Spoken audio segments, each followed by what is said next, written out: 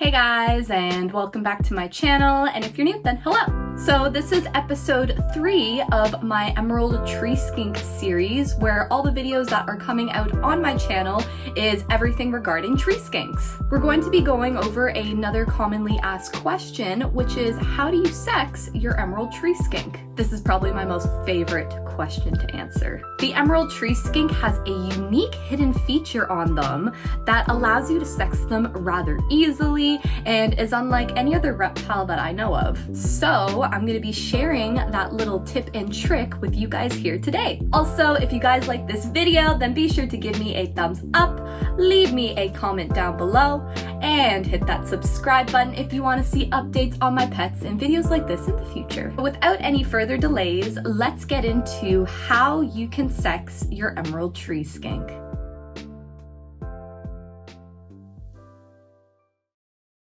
Sexing skinks in general can be very hard to do because for most skinks, there is no easy way to tell. The most certain way to know the sex of your skink is to have them breed, but that's not always the most ideal way to tell, especially if you're just looking for a pet or companion and you're not really interested in the breeding aspect of things. Some ways that you can tell the sex of your skink is by very slight differences in their appearance. You might have heard some of these tips and tricks before, such as the males having more broader head areas and more huskier necks. You can kind of see on Bean here, he's got kind of a little bit of a thickened neck area, and if you were to put him side by side with one of my females, he does have a little bit of a bigger head. Bean is shedding, by the way, so if you're wondering what all this is, it's just some skin that's coming off. The base of their tail might be a little bit more thickened because that's where the hemipenes are. The hemipenes are located towards the base of their tail, so that causes it to appear a little more bulkier. And females may appear more slim and slender when you compare their appearance to the males. And I have found all of this to be true still for emerald tree skinks. But even to the trained eye, sexing a skink based on just these small differences in appearance can still be difficult. Then there's femoral pores, but if you don't have the greatest of eyesight and don't feel like intently staring at your lizard's nether regions, then this can be a bit challenging. Now, there's more invasive ways that you can attempt to try and sex your skink, such as probing and popping. But unless you are experienced in doing those kinds of things, which I am not, then don't do it and don't even attempt to do it because it could be rather uncomfortable and a little bit risky for the reptile. It's not like probing or popping a snake because for a lot of skink species, the pockets don't have enough difference in length to be able to distinguish between the sexes. And popping can result in the skink losing its tail or getting other more serious injuries. But thankfully, I have the easiest and most interesting way that can help you guys sex your emerald tree skinks at home. So myself and many other keepers have found this way to be accurate most of the time, and I initially didn't know about this when I first started keeping tree skinks, but learned about it along the way when I started joining some tree skink groups on Facebook and mingling with some people. So if you're able to look at your tree skink's hind feet, yes, their feet. Sometimes you can take a peek if they're climbing around or if they're friendly enough to let you do this. I don't know if it'll focus. Right there on their back foot. You will find that the male tree skinks have this yellow spot on the back of their hind legs that the females do not have. Now, I'm not sure if you can see it here, but I will show you some better pictures in a moment. So here's some close-up pictures to show you guys a little better of what I'm talking about. This is a male tree skink's hind foot, and you can clearly see this yellow scale or spot on the bottoms of their hind feet. Here's another photo. Do you see the yellow spot? But the female emerald tree skinks don't seem to have this feature. Here it is again. There's a yellow spot indicating that this is a male, then the yellow spot is absent on the females. So when does this yellow spot appear? It seems to appear on the male skinks at around a year of age, and that's the age that you should be able to officially sex your skinks at. This also indicates that they've likely hit sexual maturity. But I swear it's accurate majority of the time. But it's kind of weird, right? Why on earth do males have this feature? Well, I think I have the answer to this.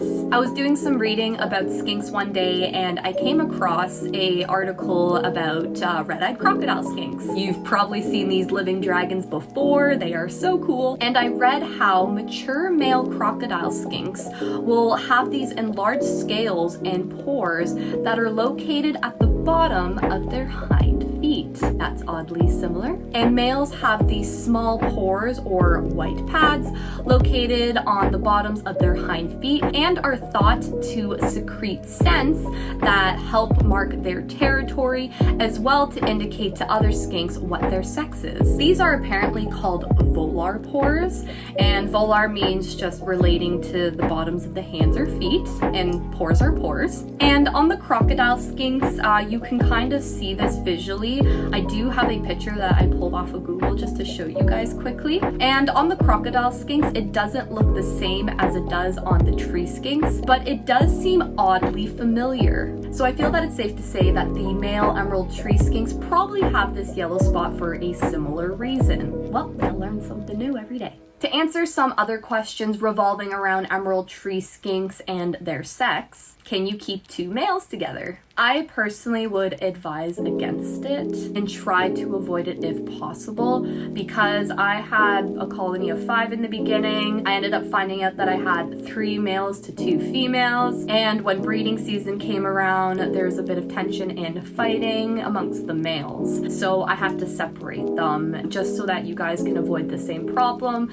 I would say try to avoid having 2 males in one enclosure. Keeping 2 females together usually works out pretty well, but it's not a guarantee that they won't fight. I still encourage people to have more than one skink, as they seem to really benefit off of another skink's company, but I just want people to be aware that 2 females can fight, and I have seen it happen with mine. After my 1 male got kicked out of the tank, a few months later I had my 1 male and my 1 female start to gang up on my other female, and I was actually really shocked to see the other female chasing around the other female. I don't know why. It could possibly be a territorial thing, but just like people, some people are not a good fit for one another. So I put the bullied female in with my bullied male that got kicked out of the tank, and they got along super well. So it just goes to show that it can come down to the individual skinks and I guess their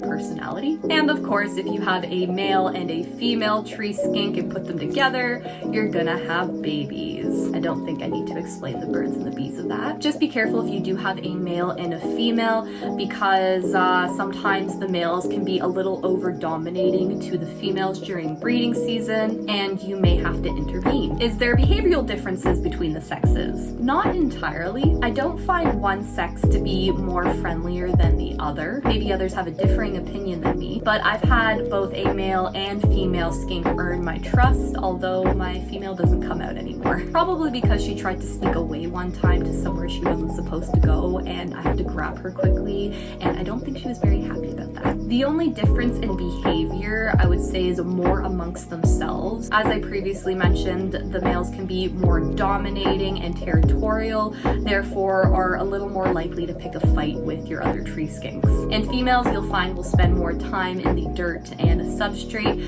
as that's where they lay their eggs. Well, that's about it really for this video, but before we end it, I have a little surprise for you guys. That surprise is this little lady right here, who is a new member of the tree skink family. Her name is Olive, and I traded her for one of my captive bred babies. I put her in with Bean and Eve as I was worried my other pair might bully her like they did my other ones, and they accepted her right away. So now I have 2 females and 1 male in the 1 PVC enclosure and a pair in the glass enclosure.